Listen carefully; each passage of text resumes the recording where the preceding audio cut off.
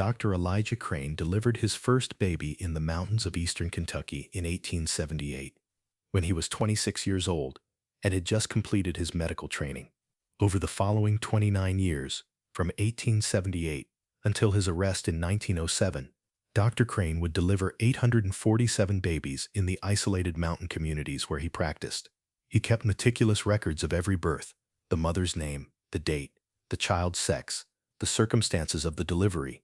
He was known throughout the region as the most skilled birth attendant available, a doctor who could handle difficult deliveries that midwives couldn't manage, who had saved the lives of countless mothers who would have died in childbirth without his intervention.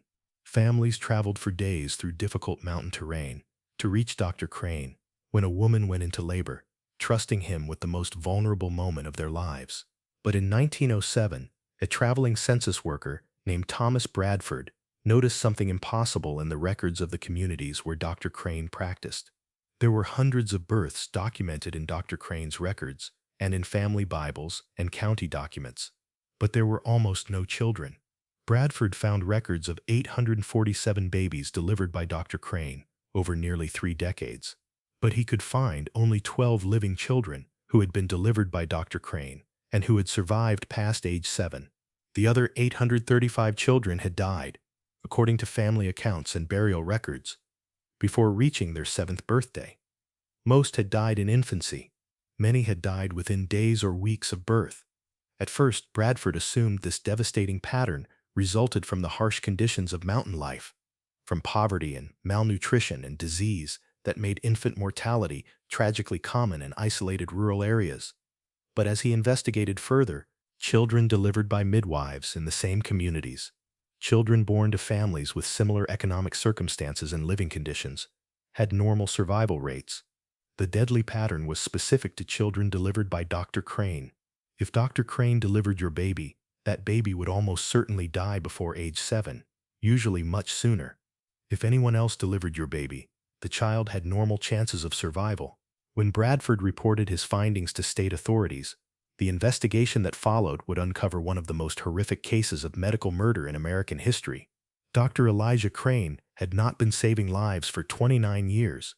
He had been taking them methodically and deliberately, killing nearly every baby he delivered through means that left no obvious traces, that allowed the deaths to be attributed to natural causes, that enabled him to continue practicing for 3 decades while hundreds of infants died by his hand.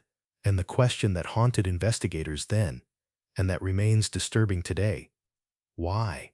Why would a physician trained to save lives instead dedicate nearly 30 years to killing newborns?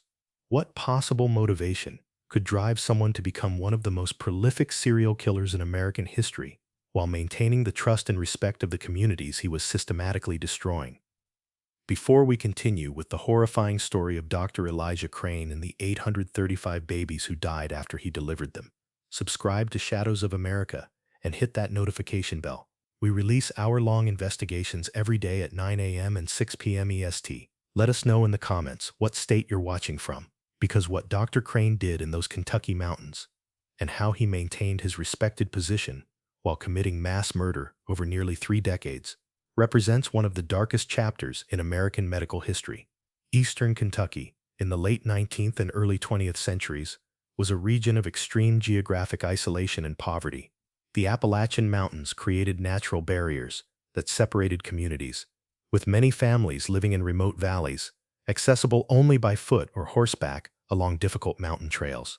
These isolated communities were largely self-sufficient, growing their own food, making their own clothes, and having minimal contact with the outside world beyond occasional trips to small towns for supplies or to sell crops or handicrafts.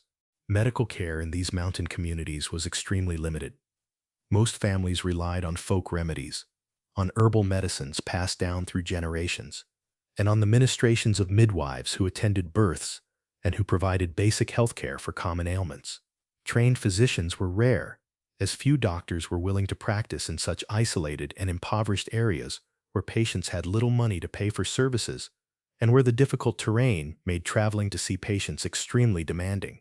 Elijah Crane was born in 1852 in Lexington, Kentucky, to a prosperous merchant family.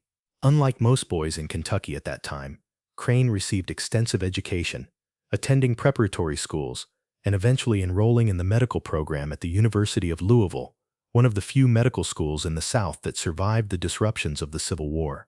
Crane completed his medical degree in 1877, at age 25, receiving training that, while limited by modern standards, was considered adequate for general practice in that era.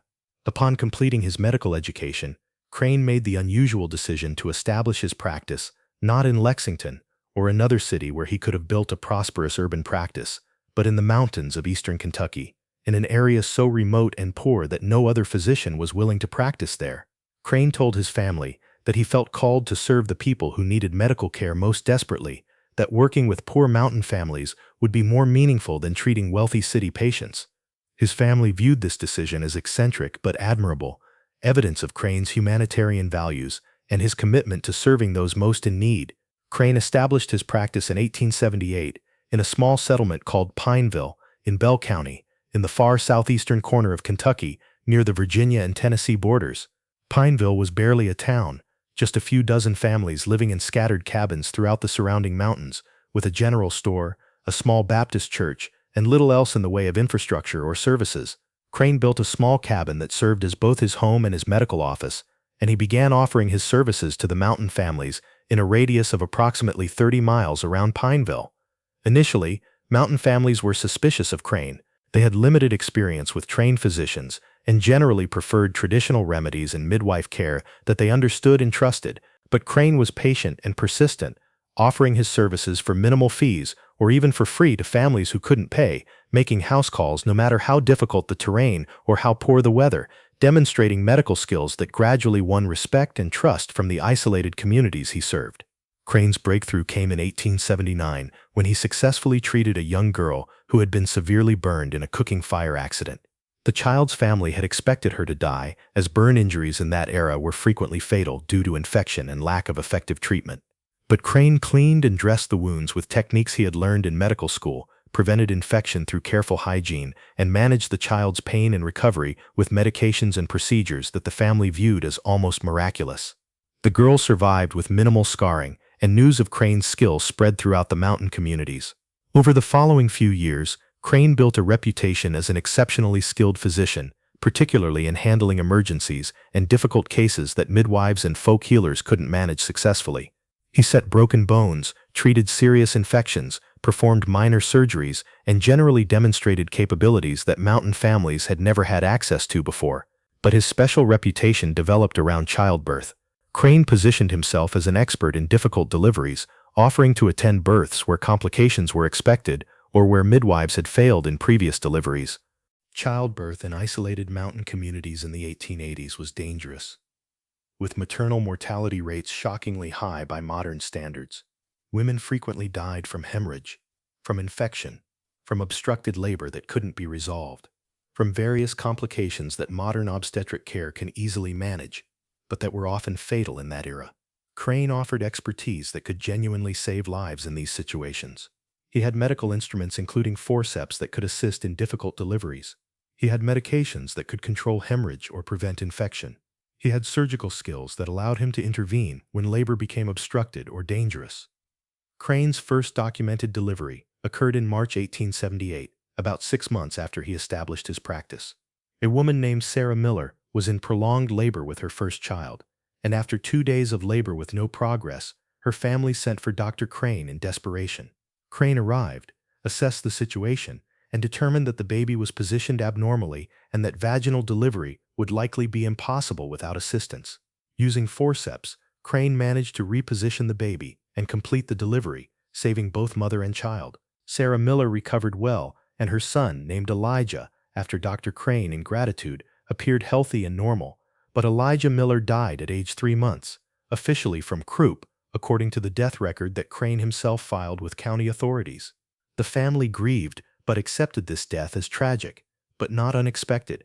Infant mortality was extremely common in mountain communities, and many families lost children to various diseases and conditions that modern medicine can easily treat. Crane attended the child's funeral, expressed sympathy to the family, and continued his practice with his reputation enhanced rather than damaged by the child's death, as he was credited with having saved the mother's life, even though he couldn't save the child. This pattern would repeat 834 more times over the following 29 years.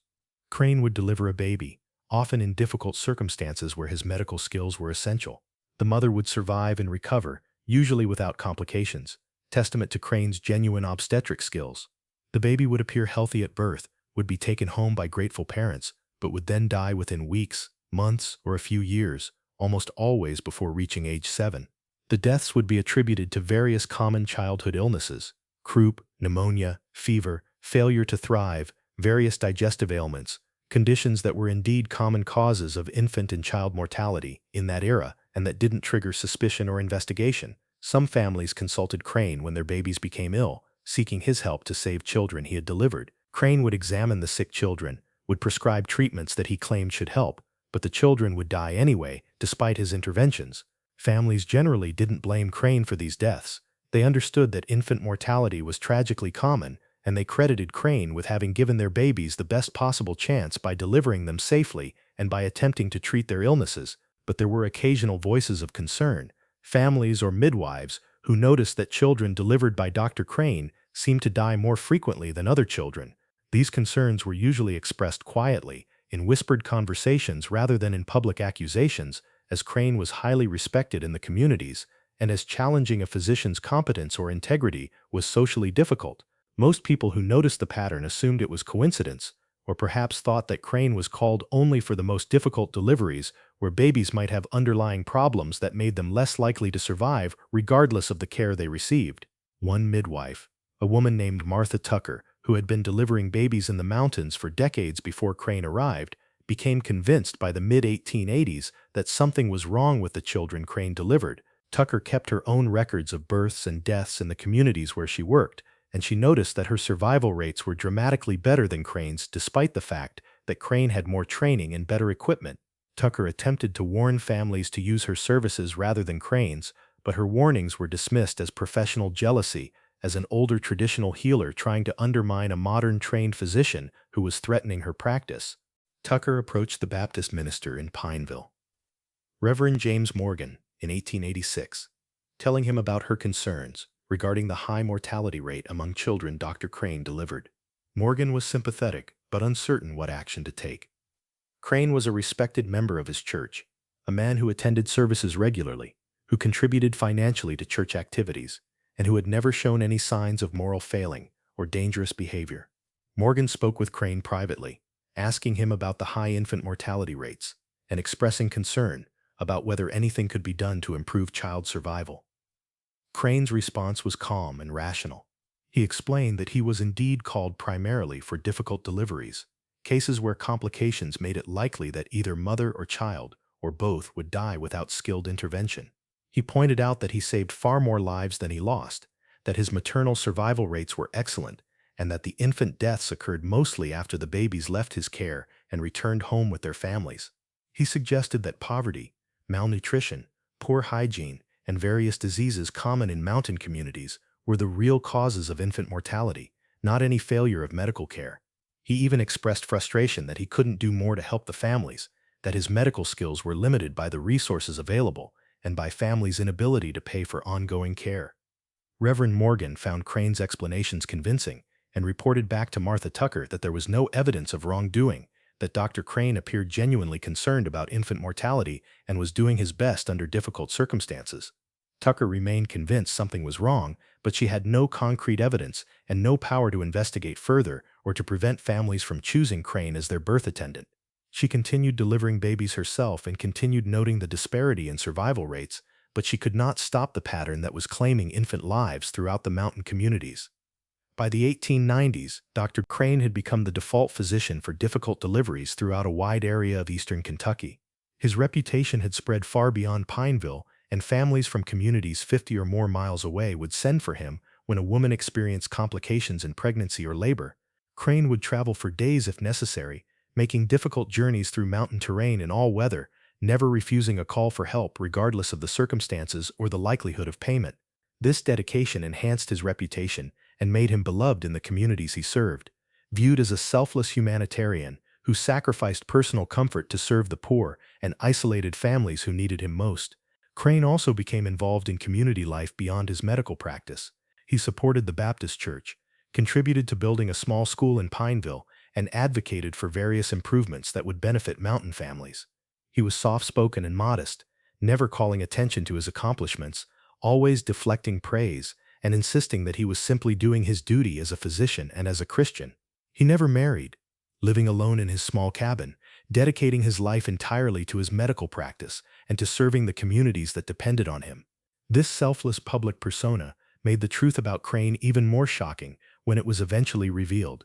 He was not the humanitarian he appeared to be. He was a methodical killer who had been murdering infants for decades, who had developed techniques for killing that left minimal traces and that allowed deaths to be attributed to natural causes, and who apparently derived satisfaction from the trust and gratitude of families whose babies he was systematically murdering. The psychological profile that would later be constructed suggested that Crane was motivated not by obvious financial gain or by any rational purpose, but by something darker, possibly by a sense of power over life and death, possibly by some twisted belief that he was preventing suffering by killing children before they could experience the poverty and hardship of mountain life, or possibly by pure sadism masked behind a professional demeanor. The investigation that would eventually expose Crane began accidentally in 1906 when census worker Thomas Bradford was traveling through eastern Kentucky documenting populations and vital statistics for a federal census project. Bradford's task was to create comprehensive records of births, deaths, and population changes in remote areas that had previously been inadequately documented. As he interviewed families and reviewed county records, Bradford began noticing unusual patterns in infant mortality that seemed concentrated in specific geographic areas.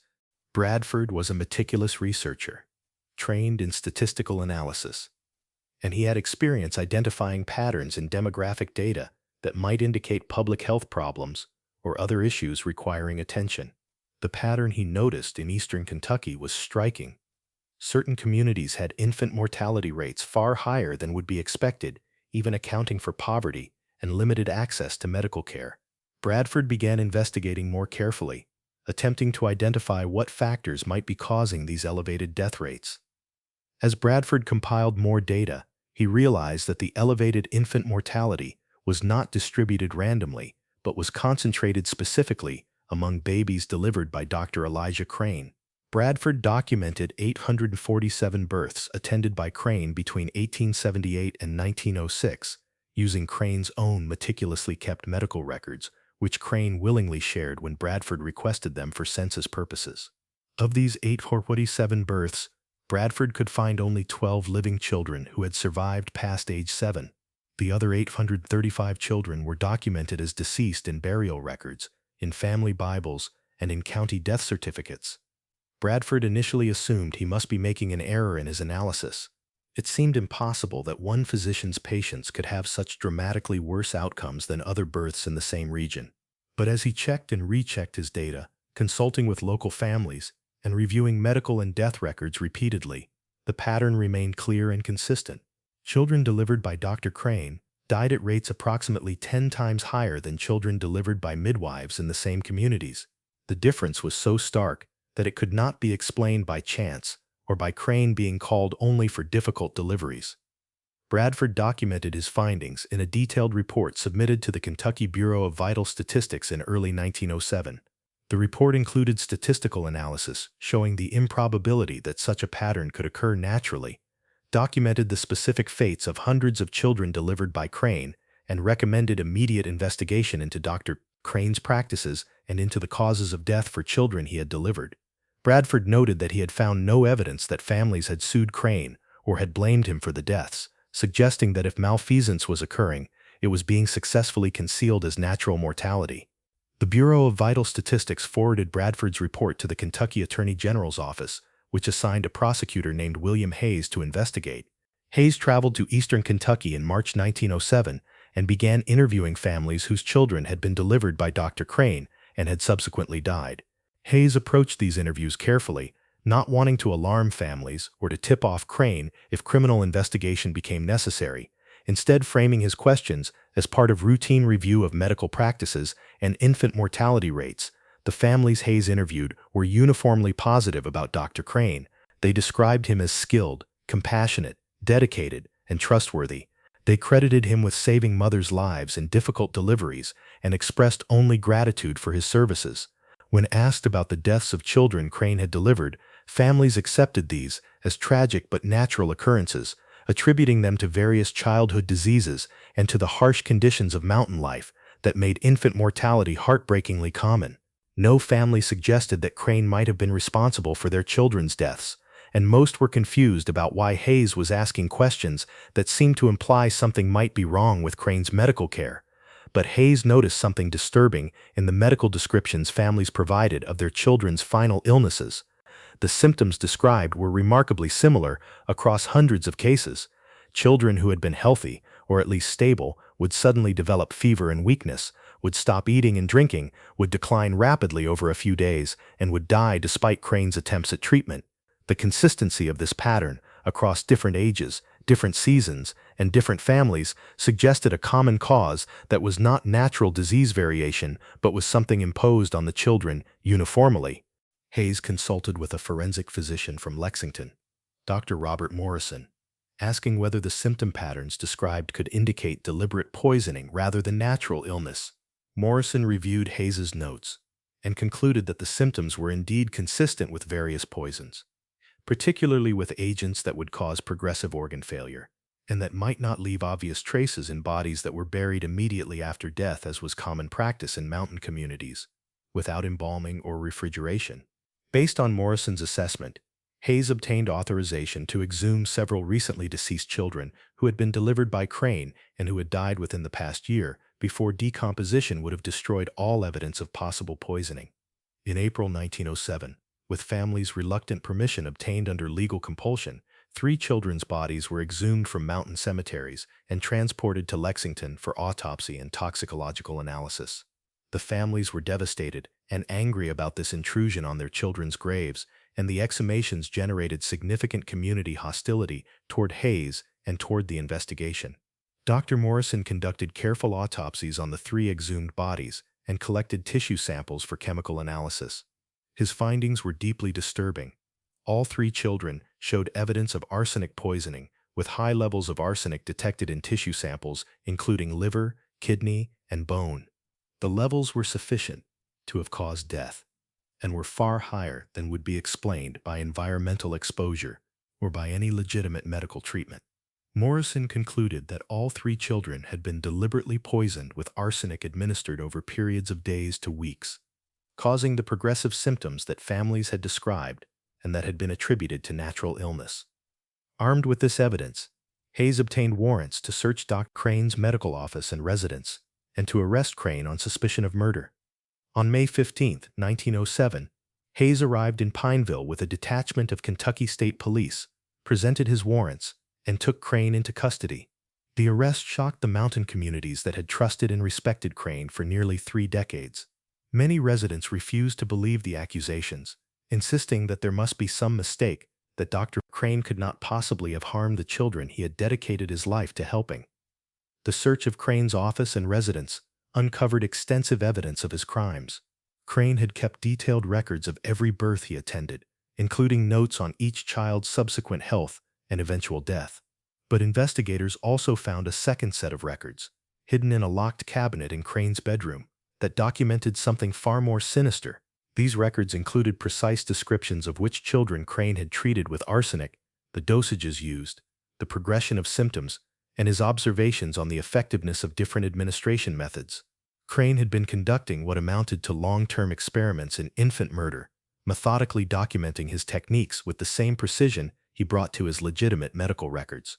Investigators also found Crane's supply of arsenic, a large quantity, far more than would be needed for any legitimate medical purpose, along with other poisons and medications that could be used to harm rather than heal. They found notes suggesting that Crane had been refining his murder methods over the years, experimenting with different substances and different dosing schedules to find approaches that would kill reliably while producing symptoms that could be attributed to natural childhood diseases. Perhaps most disturbing were Crane's personal writings, journal entries that revealed his motivations and his psychological state.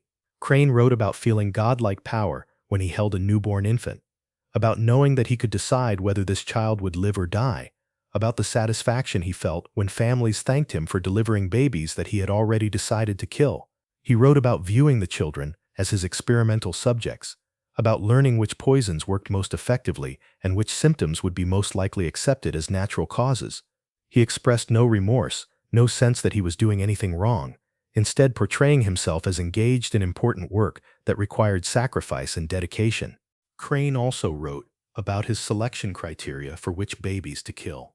He claimed to target children born into the poorest families, children whose lives would be filled with suffering and deprivation, arguing that he was being merciful by sparing them from lives of hardship. But his records showed no consistent pattern supporting this claim. He had killed children from prosperous families, as well as poor ones, healthy babies and weak ones, seemingly making decisions based on opportunity and on which deaths would be least likely to trigger suspicion rather than on any coherent philosophy about mercy or suffering. The trial of Dr. Elijah Crane began in September 1907 in the county seat of Pineville, drawing massive attention from newspapers throughout Kentucky and beyond. Crane was charged initially with 3 counts of murder for the 3 children whose exhumed bodies had provided physical evidence of poisoning, but prosecutors made clear they believed he had killed hundreds of other children using similar methods. The prosecution team included Attorney General Hayes and a special prosecutor brought in from Louisville to handle the complex medical and forensic evidence.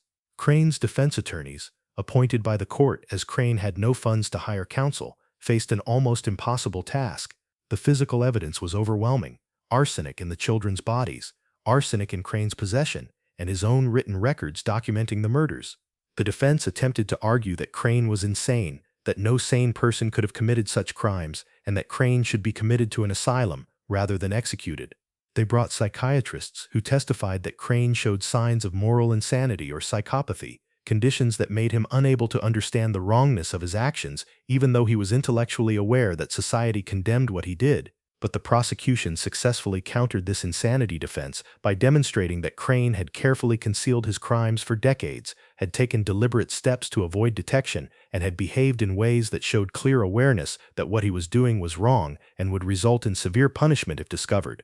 His meticulous record-keeping, his careful selection of poisons that would mimic natural illness, his public persona as a dedicated humanitarian, all suggested calculation and awareness, rather than inability to understand the nature of his actions. The jury deliberated for less than 3 hours before returning guilty verdicts on all 3 murder counts. The judge sentenced Crane to death by hanging, with execution scheduled for December 9. Crane showed no emotion when the verdict and sentence were announced, maintaining the same calm demeanor he had displayed throughout the trial. When asked if he had anything to say, Crane declined to make any statement, simply nodding to acknowledge the sentence before being taken back to jail to await execution. In the months between his conviction and his scheduled execution, Crane was interviewed extensively by physicians and psychiatrists, hoping to understand his motivations and psychology. These interviews produced disturbing insights into how Crane viewed his crimes. He claimed to have felt no emotional connection to the babies he delivered, viewing them as objects rather than as human beings with inherent value. He described the act of delivering a baby as giving him complete power over that infant's fate, a power that he enjoyed exercising, regardless of the consequences for the child and family. Crane also described his murder methods in clinical detail, explaining how he would typically administer the first dose of arsenic during delivery, or during immediate post-birth care, when he examined the infant alone, then would provide the family with medicine supposedly to ensure the baby's health, but actually containing additional poison that would be administered over following days or weeks. This method allowed him to control the timing of death while maintaining his cover as the concerned physician trying to save a sick child. Families would bring their babies back to him when symptoms developed, never suspecting that the helpful doctor was the cause of their children's illnesses. The revelation of Crane's crimes devastated the mountain communities where he had practiced. Hundreds of families realized that the children they had mourned as victims of natural illness or childhood disease had actually been murdered, that the trusted physician who had expressed sympathy at their funerals had been the killer. The psychological trauma was immense. Parents blamed themselves for having chosen Crane to deliver their babies, for having trusted him to treat their sick children, for not having recognized that something was wrong despite whatever instincts or concerns they might have felt. Some families wanted Crane's execution to be public, to be conducted in the communities where he had committed his crimes, so that they could witness justice being done. But Kentucky law required executions to be conducted at the state prison in Eddyville, in western Kentucky, far from the eastern mountain communities where Crane's victims had lived. On December 15, 1907, Crane was transported to Eddyville and hanged in the prison yard. He maintained his composure to the end, making no final statement and showing no remorse. His body was buried in the prison cemetery in an unmarked grave. The aftermath of the Crane case led to significant changes in how medical practice was regulated in Kentucky and throughout the United States. The case demonstrated that physicians, despite their trusted position in society and despite their training to heal, could become serial killers who used their medical knowledge to murder patients while escaping detection for decades. This recognition led to calls for better oversight of medical practice, for more thorough investigation of unusual patterns in patient outcomes, and for systems that would make it harder for dangerous physicians to continue practicing. Kentucky enacted new laws requiring physicians to register with state authorities, to report detailed information about their practices and patient outcomes, and to submit to periodic review of their medical records. Other states adopted similar regulations, creating the beginning of modern medical licensing and oversight systems that make it much more difficult for physicians to practice without accountability or to continue practicing if their patient outcomes suggest incompetence or malfeasance. The case also led to changes in how infant deaths were investigated and documented. Prior to the Crane case, infant mortality was so common in rural areas that individual deaths rarely triggered investigation unless there were obvious signs of violence or abuse. But the Crane case demonstrated that patterns of infant death could indicate homicide rather than natural causes, that statistical analysis of mortality patterns could reveal criminal activity, and that authorities had responsibility to investigate when infant death rates seemed abnormally high, even if individual deaths appeared natural. The families of Crane's victims faced the heartbreaking task of reinterpreting their children's deaths, of accepting that children they had mourned as victims of illness or misfortune had actually been murdered, that their trust in a respected physician had been betrayed in the most profound way possible. Some families found some small comfort in knowing the truth, in having their children recognized as murder victims rather than as casualties of natural causes. But many found the knowledge almost unbearable, their grief compounded by anger, guilt, and the terrible awareness that they had unwittingly allowed their children to be killed. Martha Tucker, the midwife who had tried to warn people about Crane decades earlier, lived long enough to see her concerns validated, but took no satisfaction from being proven right. She reportedly said that she would rather have been wrong, rather have been accused of professional jealousy, and have Crane be innocent, than to be vindicated by the revelation that hundreds of children had been murdered. Tucker died in 1912, having spent her final years attempting to help families process their trauma and continuing to deliver babies in the mountain communities that would never fully recover from Crane's betrayal. The question of why Dr. Elijah Crane committed his crimes remains partially answered at best.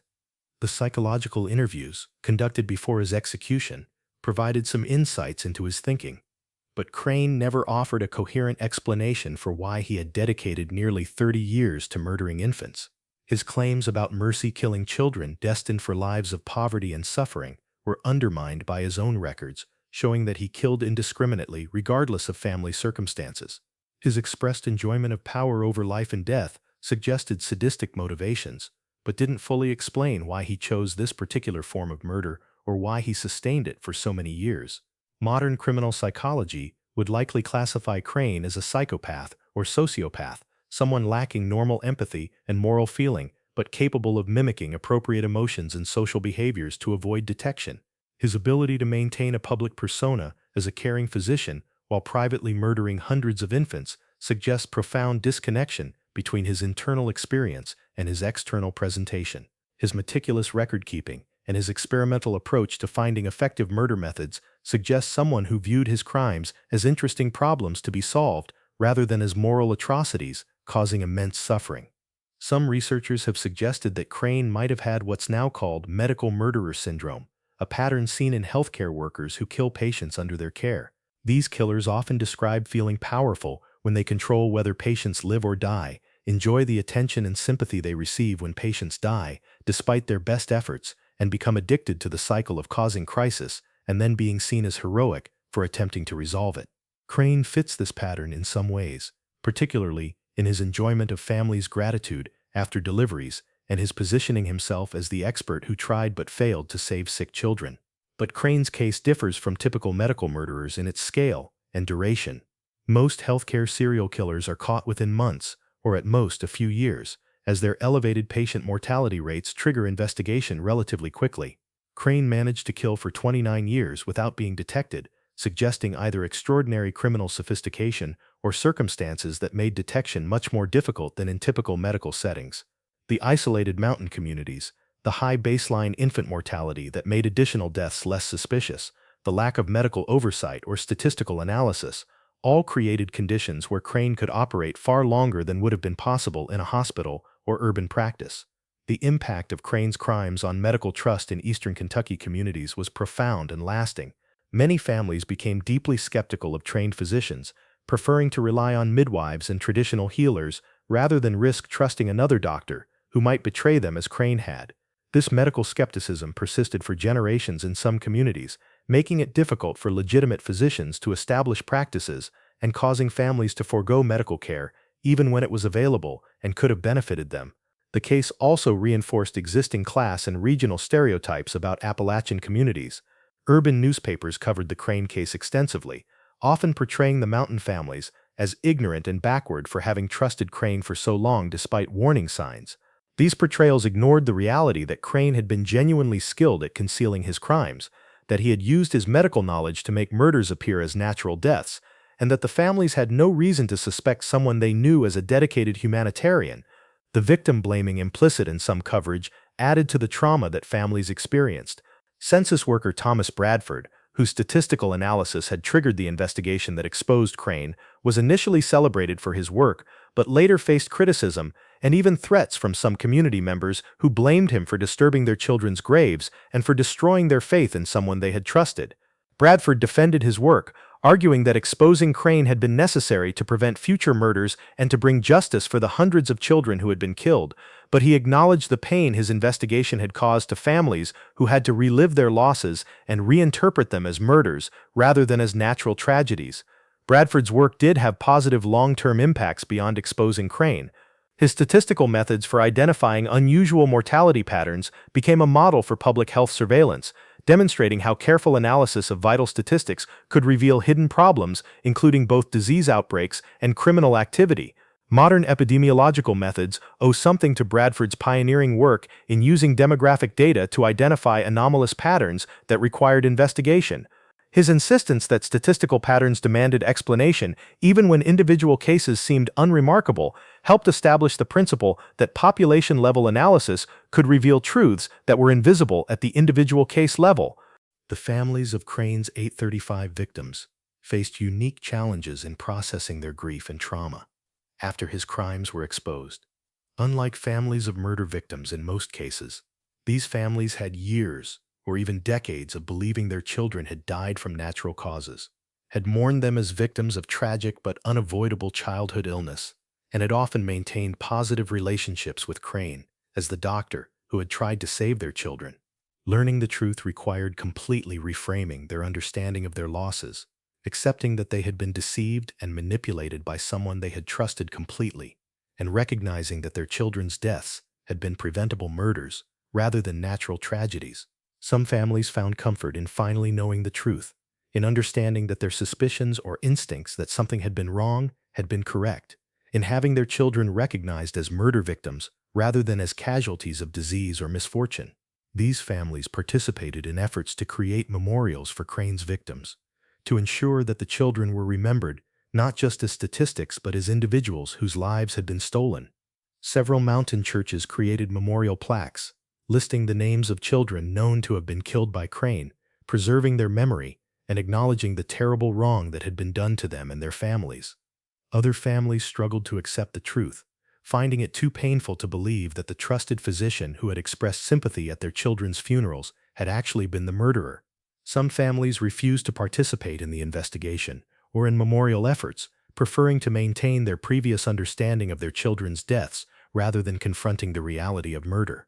This denial was sometimes criticized by others in the community, but it represented a legitimate psychological coping mechanism for people whose trauma was being compounded by the revelation of Crane's crimes.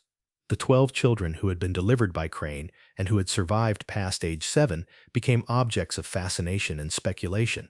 Why had these 12 survived when 835 others had died?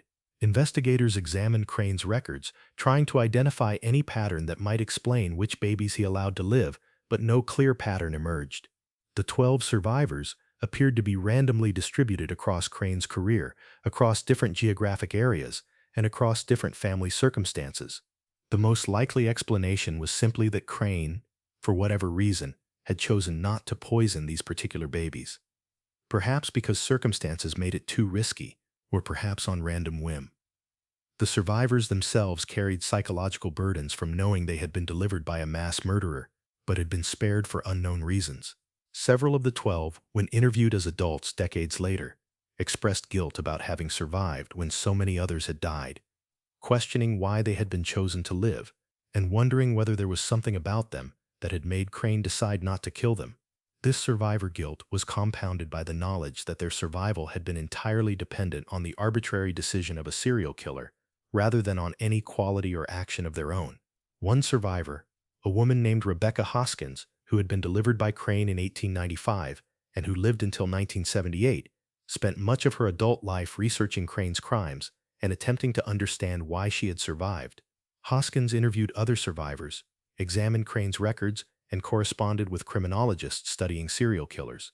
She never found a satisfying answer to why Crane had spared her, concluding eventually that there probably wasn't a rational explanation, that Crane's decisions about which babies to kill had been arbitrary or had followed logic that only made sense within his disturbed mind. Hoskins wrote a memoir about her experiences and her research, published in 1965, that remains one of the most detailed personal accounts of being connected to a serial killer. The medical community's response to the Crane case was complex and defensive. Many physicians were horrified that one of their profession had committed such crimes, and were concerned about the damage to medicine's reputation and to public trust in doctors. Medical journals published articles analyzing the case, discussing how Crane had been able to use medical knowledge for murder, and proposing safeguards that might prevent similar cases in the future. But there was also resistance to acknowledging that the medical profession's lack of oversight and accountability had enabled Crane's crimes to continue for decades. Some physicians argued that Crane was an aberration, a uniquely evil individual whose crimes didn't reflect any systematic problems with medical practice or regulation. They resisted calls for increased oversight, arguing that most doctors were trustworthy and that imposing regulations would insult the integrity of the profession and would interfere with physicians' ability to practice medicine effectively. But reformers within medicine and in public health used the Crane case to argue for mandatory licensing, for peer review of medical outcomes, for better training in ethics, and for systems that would make it easier to identify physicians whose patient outcomes suggested incompetence or malfeasance.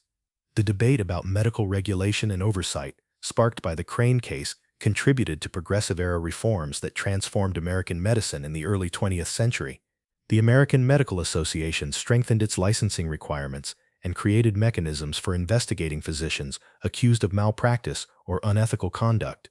State medical boards were established or strengthened, given authority to review physician practices and to revoke licenses when necessary.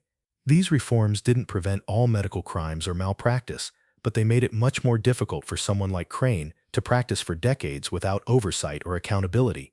The Crane case also influenced the development of medical ethics as a formal field of study and practice. Prior to the early 20th century, medical ethics focused primarily on professional etiquette and on maintaining the dignity of the medical profession, rather than on protecting patients or on defining physicians' moral obligations to those they treated. But cases like Crane's demonstrated that professional ethics needed to prioritize patient welfare, that physicians needed clear moral guidance about their obligations, and that the profession needed to police itself to prevent those who violated ethical principles from continuing to practice. The physical evidence of Crane's crimes, his records, his journals, the poisons found in his possession, was preserved initially as trial evidence and later was transferred to medical and criminological archives where it could be studied by researchers. Crane's medical records documenting his legitimate practice were considered valuable historical evidence about rural medicine in the late 19th century, showing the kinds of cases physicians encountered, the treatments available, and the challenges of practicing in isolated areas. But these records were tainted by being mixed with evidence of his murders, making them disturbing documents that researchers approached with caution and discomfort. Crane's journals and his hidden records documenting his murder methods have been studied extensively by criminal psychologists and by researchers studying serial killers. These documents provide rare insights into the thinking of a medical murderer who documented his crimes in detail, who approached killing with the same systematic method he brought to legitimate medical practice. But studying these documents raises ethical questions about whether doing so honors Crane's victims or whether it risks glamorizing or sensationalizing his crimes. Most researchers who have worked with Crane's documents emphasize the importance of remembering his victims and of using his case to prevent similar crimes rather than focusing on Crane himself as an object of morbid fascination. The geographic locations where Crane practiced and where his victims lived became associated with his crimes in ways that affected communities long after his execution. Some families moved away from the mountain areas where their children had been killed, unable to continue living in places that reminded them constantly of their losses and of Crane's betrayal.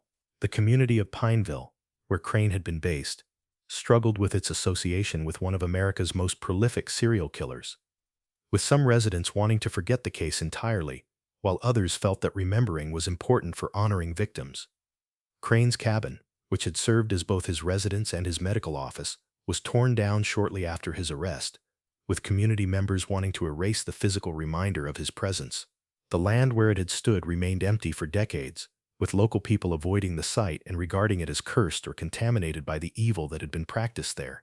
Eventually, the site was used for other purposes, but the memory of what had stood there persisted in community consciousness, passed down through generations as a cautionary tale about the dangers of blind trust and about evil that can hide behind respectable facades.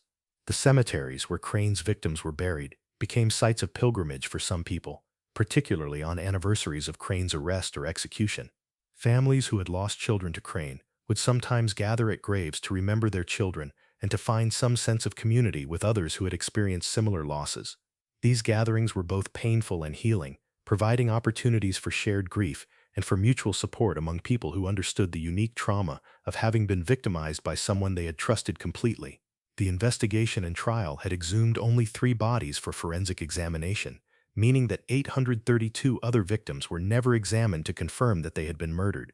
This left some families with lingering uncertainty about whether their children had actually been killed by Crane or whether they might have died from natural causes. Crane's records indicated that he had poisoned the vast majority of babies he delivered, but the absence of physical evidence for most cases meant that families couldn't have absolute certainty about individual children. This uncertainty added to the trauma some families experienced, leaving them unable to achieve closure or to fully understand what had happened to their children. Modern forensic technology could potentially have resolved these uncertainties if bodies were exhumed and tested with advanced methods unavailable in 1907, but by the time such technology was developed, most of Crane's victims had been buried for too long for remains to yield useful evidence. A few families considered exhumation for modern testing in the 1980s and 1990s when DNA analysis and advanced toxicology became available, but most decided against disturbing graves again, feeling that they had suffered enough trauma and that absolute certainty about cause of death, while desirable, wasn't worth the pain of exhuming children's remains after so many decades. The question of whether there might have been other physicians in other locations who committed similar crimes but who were never caught has troubled researchers studying the Crane case. Crane was caught partly by accident, by a census worker who happened to notice statistical patterns that had been invisible to local communities and authorities. How many other medical murderers might have operated in isolated rural areas where high baseline mortality rates would mask additional deaths caused by physicians? How many babies and children's deaths attributed to natural causes in the 19th and early 20th centuries might actually have been murders by doctors or other healthcare providers? These questions are probably unanswerable, as the statistical and forensic methods that would be needed to identify such patterns in historical data are limited by incomplete record-keeping and by the loss of physical evidence through time. But the Crane case serves as a sobering reminder that our historical understanding of mortality and disease is based on assumptions that may not always be correct, that what appeared to be natural deaths may in some cases have been murders, and that the isolation and lack of oversight that characterized much of rural America in past centuries created opportunities for crimes that went undetected and unpunished. The lasting impact of the Crane case on public health and medical regulation extended far beyond the immediate reforms enacted in response to his exposure. The case became a standard example used in medical ethics education, in public health training, and in discussions of medical regulation, cited as evidence of why oversight and accountability are essential even when they seem burdensome or when they appear to cast suspicion on trustworthy professionals. The basic principle that patient outcomes should be monitored and that unusual patterns should trigger investigation became accepted practice, though implementation of this principle has been inconsistent and imperfect. Modern cases of medical serial killers continue to occur occasionally, despite the increased oversight and regulatory systems developed partly in response to cases like Crane's. These modern cases usually involve nurses or other healthcare workers rather than physicians, and they typically occur in hospital or nursing home settings rather than in isolated rural practices. But the basic patterns remain similar. Healthcare workers who gain trust and access through their professional roles, who kill patients under their care using methods that can be disguised as natural death or as complications of existing illness, and who often continue their crimes for extended periods before being detected. The comparison between Crane's case and modern medical serial killers reveals both how much has changed and how much remains similar. Modern killers are caught much more quickly than Crane was, usually within months or a few years, rather than decades, because computerized record-keeping and statistical monitoring make unusual mortality patterns visible much more quickly. But the psychological patterns and motivations appear similar across time, suggesting that the impulses that drive medical serial killers haven't changed even as the circumstances in which they operate have been transformed by better oversight and technology. The Crane case also intersects with broader questions about how serial killers are understood and identified. Crane practiced during a period when the concept of serial murder hadn't been defined, when psychological understanding of such crimes was limited, and when most people assumed that murder was either spontaneous violence or was committed for obvious motives like robbery or revenge. The idea that someone might kill systematically over many years for psychological gratification rather than for practical gain was not widely understood. Crane's case was one of many in the late 19th and early 20th centuries that helped establish modern concepts of serial murder and that demonstrated the need for systematic investigation of murder patterns rather than treating each killing as an isolated incident. The economic impact of Crane's crimes on the mountain communities where he practiced was significant, though difficult to quantify. The loss of 835 children over 3 decades represented the loss of future labor, of potential parents who would have had their own children, of community members who would have contributed in various ways to local economies. In subsistence farming communities, where every pair of hands mattered and where large families were economic necessities, the systematic killing of children had demographic and economic effects that persisted for generations. Some historians have argued that the Crane case, while horrific in its own right, also serves as a window into the broader tragedy of infant mortality in rural America during the late 19th and early 20th centuries. Even without Crane's murders, infant mortality in mountain communities was shockingly high, with large percentages of children dying before reaching adulthood from disease, malnutrition, accidents, and lack of medical care. Crane's 835 murders, while terrible, were only a fraction of the total infant deaths occurring in eastern Kentucky during that period. The case drew attention to conditions that killed thousands of children through poverty and lack of access to health care, creating opportunities for public health improvements that might not have occurred without the publicity the case generated. The grave sites of Dr. Elijah Crane's 835 victims are scattered throughout the mountains of eastern Kentucky, in small family cemeteries, in church graveyards, in unmarked graves on family property where burials occurred before formal cemeteries existed. Most of these children's graves are anonymous today, the wooden markers that originally identified them having rotted away decades ago, leaving only the knowledge that somewhere in these mountains lie the remains of hundreds of babies who were murdered by the doctor their families trusted to protect them. A few of the victims' graves have been identified and marked with permanent stone markers, placed by descendants or by local historical societies, attempting to preserve memory of the tragedy. These markers typically include the child's name, dates of birth and death, and some indication that the child was a victim of Dr. Crane. But the majority of Crane's victims lie in unknown graves, their names preserved only in Crane's records and in family Bibles, their specific burial locations lost to time and to the erosion of memory as generations passed and as families moved away or died out. In 1957, 50 years after Crane's execution, a group of descendants of his victims gathered in Pineville to dedicate a memorial to all 835 children who had been killed. The memorial, a simple stone monument erected in the town cemetery, lists as many names as could be documented from surviving records, acknowledging that some victims' names had been lost to history and including them as known only to God. The dedication ceremony was attended by dozens of people, including several of the 12 survivors, and served as a moment of collective mourning and remembrance for tragedies that had affected nearly every family in the region, either directly or through extended family connections. The memorial continues to be a site where people leave flowers, particularly on dates associated with the case, such as the anniversary of Crane's arrest or execution. The annual memorial gathering that began in 1957 continued for several decades, gradually diminishing as the generation that had lived through the events died and as the case faded from active memory into history.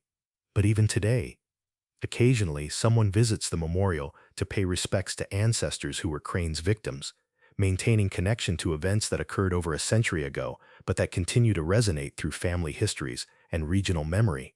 The question of how to remember the Crane case, whether to emphasize the horror of his crimes, the suffering of his victims, the failure of systems that should have protected children, or the eventual triumph of justice, remains debated.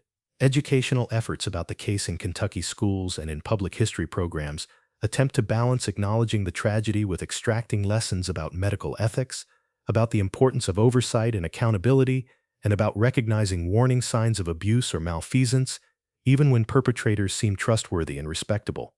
The case has been the subject of several books, numerous articles, academic studies, and occasional television documentaries. These treatments vary in quality and in their approach to the subject, with some focusing on sensational aspects of Crane's crimes, while others attempt more thoughtful analysis of the historical context, the psychological factors, and the lasting impacts on communities and families. The challenge in covering the case responsibly is to honor victims and survivors, while also extracting whatever lessons and insights might help prevent similar tragedies in the future. Dr. Elijah Crane remains one of America's most prolific serial killers, though he is less well known than many killers who murdered fewer people, but who received more media attention, or who killed in more sensational circumstances.